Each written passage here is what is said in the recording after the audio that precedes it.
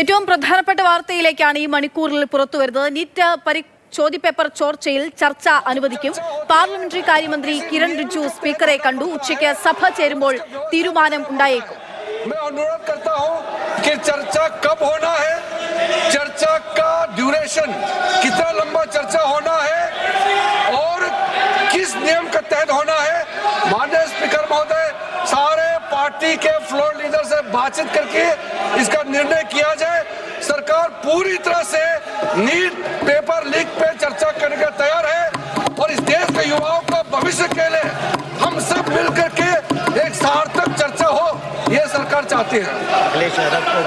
अखिलेश बोलना चाहते हैं। अखिलेश जी, अखिलेश जी, अखिलेश जी,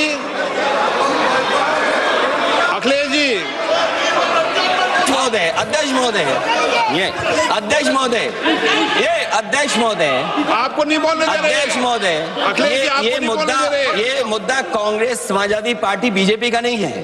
ये मुद्दा युवाओं और छात्र नौजवानों का है। तो आपने इनको बुलवा दिया, क्या समझौता कर लिया आपने? क्या आपने क्यों नहीं बोलने दिया हमें? आपको मैंने बोलने के लिए कहा। एक मिनट प्लीज।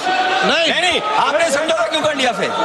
हम लोग का बात भी अखिलेश जी, नहीं, छात्र नौजवान क्या केवल? अखिलेश जी, एक मिनट। नहीं अध्यक्ष महोदय, ये अध्यक्ष महोदय, ये पक्ष ठीक नहीं है अध्यक्ष महोदय। ये युवा छात्र नौजवान हम सब के हैं, हम सब लड़ रहे हैं उनके लिए, हम सब लड़ रहे हैं उनके लिए।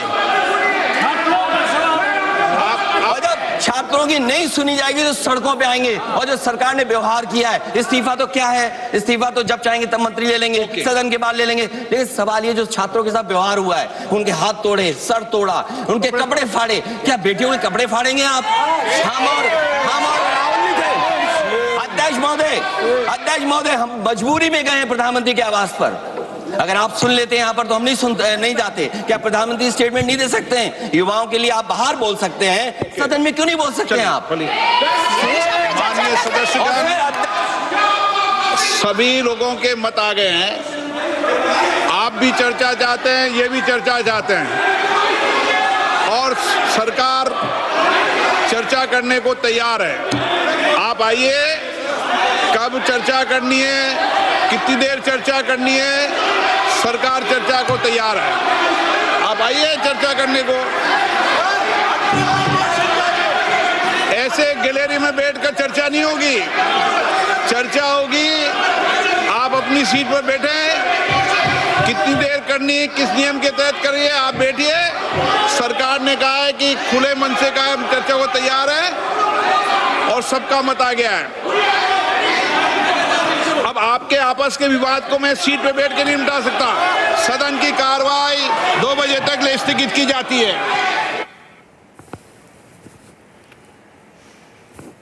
ബി ബാലഗോപാൽ വിവരങ്ങളുമായി ചേരുകയാണ്. അതായത് പൂർണ്ണമായിട്ടും നീറ്റ് പരീക്ഷ ചോദ്യപേപ്പർ ചോർച്ചയുമായി ബന്ധപ്പെട്ടുകൊണ്ട് ചർച്ചയ്ക്ക് തയ്യാറാണ് എന്നുള്ള കാര്യമാണ് കിരൺ റിജിജു ഇപ്പോൾ സ്പീക്കറെ അറിയിക്കുന്നത്. ബാലു, ഇത് പാർലമെന്റിലെ ചർച്ച മാത്രമല്ല പ്രതിപക്ഷത്തിന്റെ ആവശ്യമെങ്കിൽ പോലും പാർലമെന്റിൽ ചർച്ച അനുവദിക്കുമെന്നുള്ള കാര്യം അത് തീർത്തും സ്വാഗതാർഹമാണ്. അത് അല്പമെങ്കിലും ആശ്വാസവും ആശാവഹവുമായിട്ടുള്ള കാര്യം കൂടിയാണ്. വിവരങ്ങൾ എങ്ങനെയാണ്? എപ്പോഴായിരിക്കും ചർച്ച നടക്കുക? എങ്ങനെയായിരിക്കും തീരുമാനം ഉണ്ടാവുക?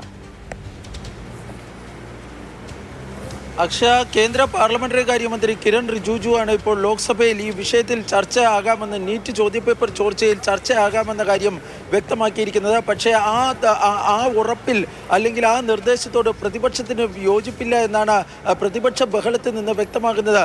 കേന്ദ്ര വിദ്യാഭ്യാസ മന്ത്രി ധർമ്മേന്ദ്ര പ്രധാന്റെ രാജിയിൽ കുറഞ്ഞുള്ള ഒരു വിഷയത്തിലും ഒരു അനുനയത്തിലും ഇല്ല എന്നാണ് പ്രതിപക്ഷ നേതാക്കൾ ഇന്ന് രാവിലെ വ്യക്തമാക്കുകയും ചെയ്തിരിക്കുന്നത്.